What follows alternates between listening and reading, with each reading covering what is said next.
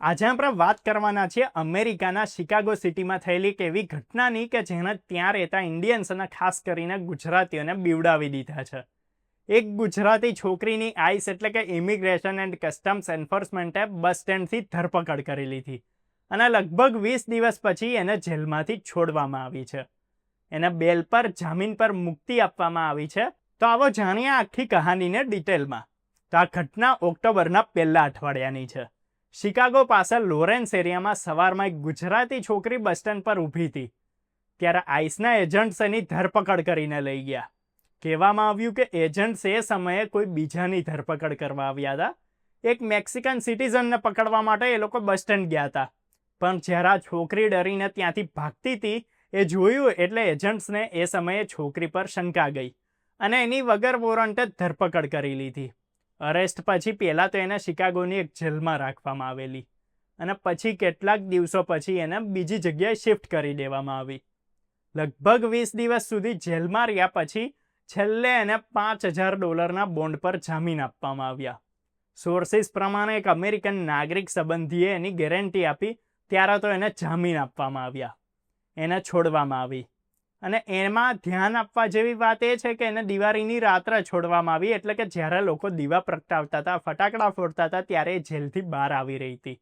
એ અમેરિકામાં પોતાના પતિ અને બાળકોની સાથે રહે છે. એના પતિની પાસે પહેલેથી જ વર્ક પરમિટ અને સોશિયલ સિક્યુરિટી નંબર એટલે કે SSN છે. જ્યારે કે મહિલાનો અસાઇલમ કેસ ફાઇલ થઈ ચૂક્યો છે પણ અત્યાર સુધી એને હજુ વર્ક પરમિટ નથી મળી. જેલમાં રહેવાના સમયે એને કેટલીય તકલીફો આવેલી. ખાવા પીવા અને હેલ્થથી લઈને માનસિક તણાવ સુધી એને બહુ બધું સહન કરવું પડ્યું.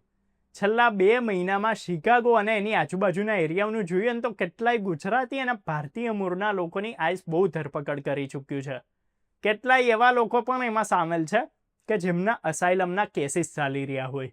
જ્યારે કે કેટલાક તો એવા પણ છે કે જે રૂટીન ચેકઅપ માટે ગયા હોય અને એ દરમિયાન એમની ધરપકડ આઈસે કરી લીધી હોય. તે બધાની વચ્ચે તમે વિચારતા હશો કે જો આઈસ અરેસ્ટ કરે છે તો શું એક્શન લેવા જોઈએ, શું તૈયારી રાખવી જોઈએ. તેમાં સૌથી જરૂરી વાત એ છે કે જો તમે અનડોક્યુમેન્ટેડ છો પણ તમારી પાસે વર્ક પરમિટ અને SSN નંબર છે તો તમારા ડોક્યુમેન્ટ્સ હંમેશા જોડે રાખો.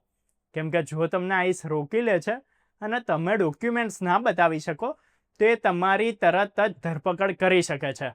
ત્યાં સુધી કે જેમની પાસે બધા જ લીગલ ડોક્યુમેન્ટ્સ છે એમને પણ કેટલીય વખત કારણ વગર જેલમાં રાખવામાં આવે છે અને વકીલો પર પછી $1000નો ખર્ચો કરવો પડે છે.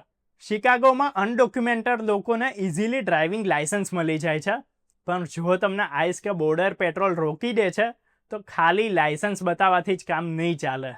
જો એમની પાસે ઇમિગ્રેશન સ્ટેટસનો કોઈ પુરાવો નથી તેમને ત્યાં જ ડિટેન કરવામાં આવી શકે છે. લેટેસ્ટમાં એક ઇન્ડિયન ગ્રોસરી સ્ટોર પર પણ આઈસે રેડ કરેલી અને ત્યાંથી એક વ્યક્તિની અરેસ્ટ કરી લીધેલી. શિકાગોમાં હવે આઈસ અને બોર્ડર પેટ્રોલની રેડ સતત વધતી રહી છે. કેટલીય જગ્યાઓ પર ટ્રાફિક સ્ટોપ વખતે પણ આઈડી ચેક કરીને લોકોને અરેસ્ટ કરવામાં આવી રહ્યા છે. એટલે કહેવાનો ભાવાર્થ એ છે કે જેમની પાસે ડિપોર્ટેશન વિરુદ્ધ અત્યારે કોઈ પણ લીગલ પ્રોટેક્શન નથી એમના માટે તો હવે રસ્તા પર નીકળવું પણ રિસ્કી બની ગયું છે. તો આ કહાની ખાલી ગુજરાતી મહિલાની જ નથી પણ હજારો ઇન્ડિયન ઇમિગ્રન્ટ્સની છે કે જે આજે અમેરિકામાં ડર અને અસુરક્ષાના માહોલમાં જીવી રહ્યા છે. ત્યારે આવી જ અપડેટ્સ માટે જોડાયેલા રહો અર્બન ગુજરાતી સાથે.